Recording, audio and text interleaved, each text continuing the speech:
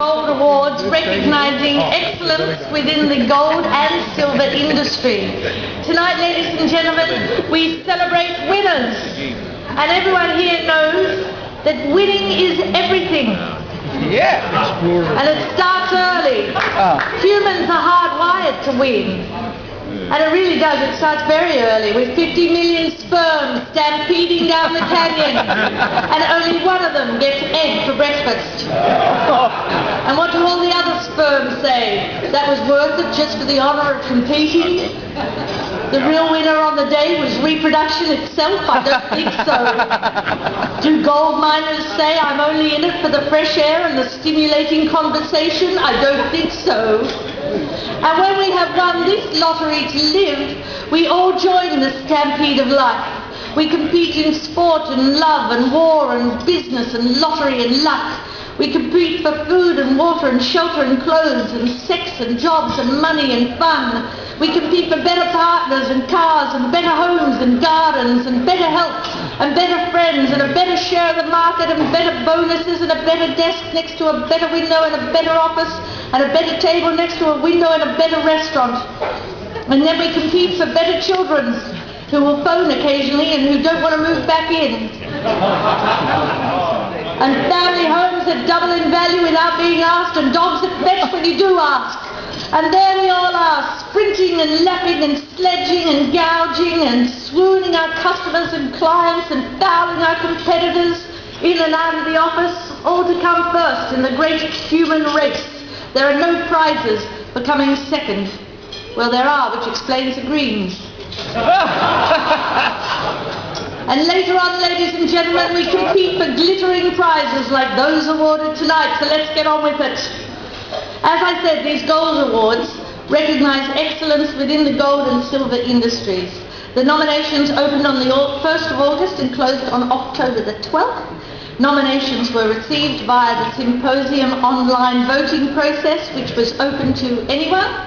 All received nominations were circulated to the judging panel, discussions were had and a decision was made on the 3 finalists and then the outright winner, which has been kept strictly under lock and key, just like the Oscars. It is a time-consuming process and I would like to thank those responsible, the judges. So ladies and gentlemen, please join me in thanking the judges. Where would awards be without judges? Where would any of us be without judges? Still with insurance cover and a local gymkhana, probably. The judges of the Gold Awards, however, are superb professionals. They are incorruptible, unbribable, all-seeing people of learning and taste and discernment. You can't slip a little something into their pockets or sleep your way into their good books. So if anyone's tried it, the judges say, thanks very much, it was good for them. But it hasn't changed a thing. The judging panel consisted of Kerry Stevenson, CEO of Symposium, Mike Woodcock, editor of AHA Investor magazine, Dr. David Evans, founder and managing director of Gold Nerds, Jamie Simpson, CEO of Australian Bullion Company, and Ben Giddens from Gold Stackers. All the judges are with us tonight, well, most of them I think, and apparently they'll be very happy to discuss their decisions with you at the end of the night, after you've had lots to drink, out in the car park. We have many awards tonight, so before we begin there are rules, essential rules, which will enable us to applaud the ultimate winner well before midnight. 1, please do not kiss everyone in the room before coming on stage when you are named as a winner. Concentrate on being humble.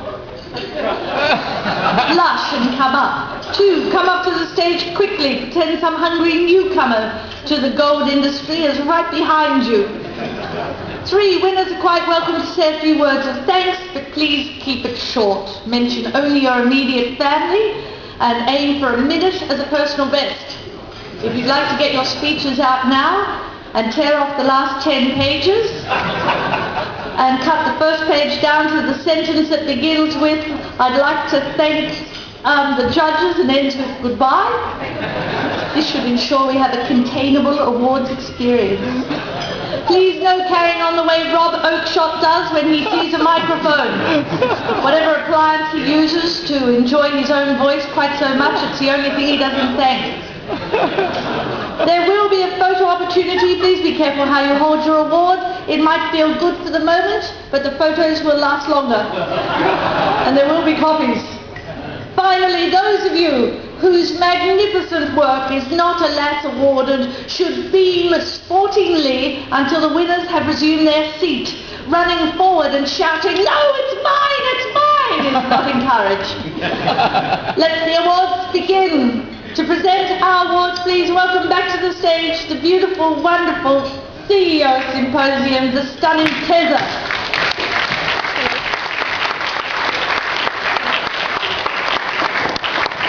Oh, wow, how do you compete with that, Jean? Well, I'm not going to even try and compete. Our first award is the Explorer of the Year. And the finalists are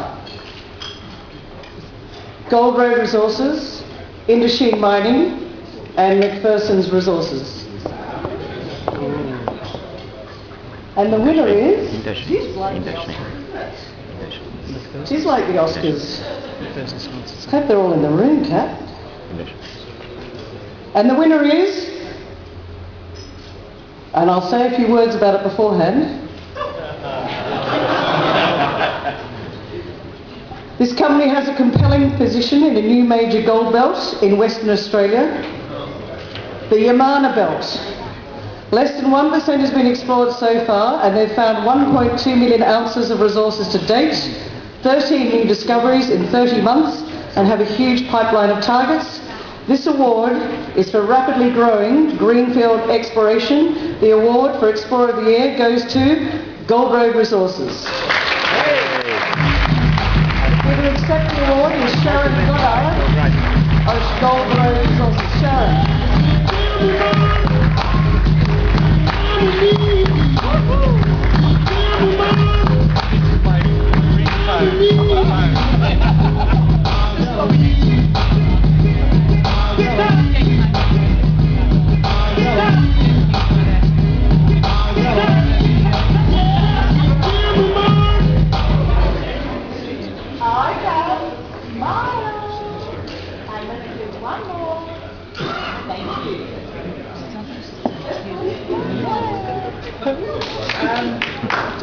Thank you very much, Kittson. On behalf of Marion Diddy, who does all our hard work out way out north or east, actually.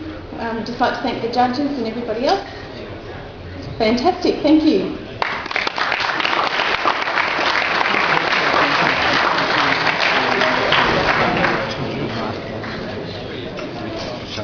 The next award, and by the way, there are 5 awards in total.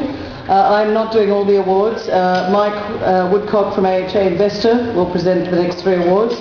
But I'd like to present the next award, which is for Producer of the Year. And the nominations and the finalists are Oceana Gold, Regis Resources, and Silver Lake Resources. And the winner is...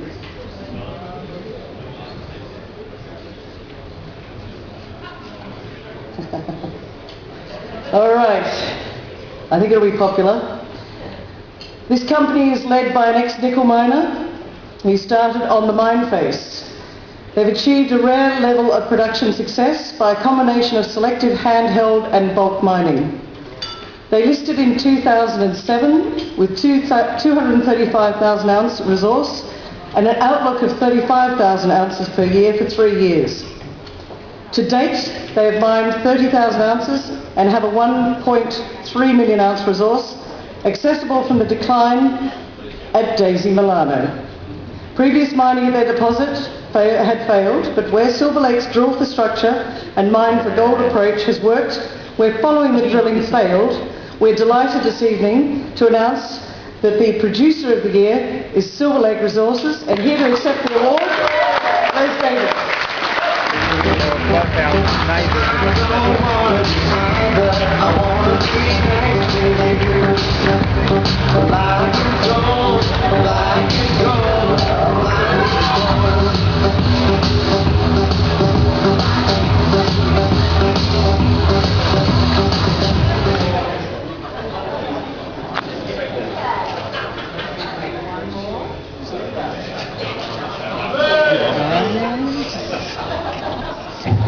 living.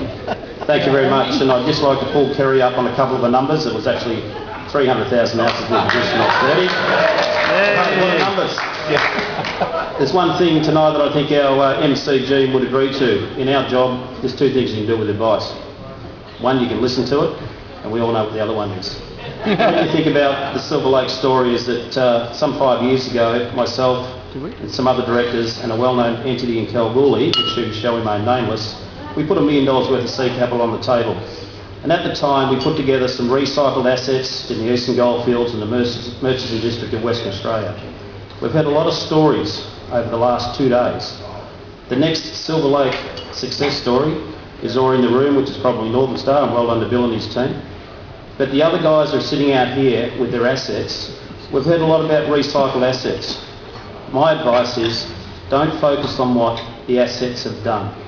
Focus on what they're capable of doing. And that's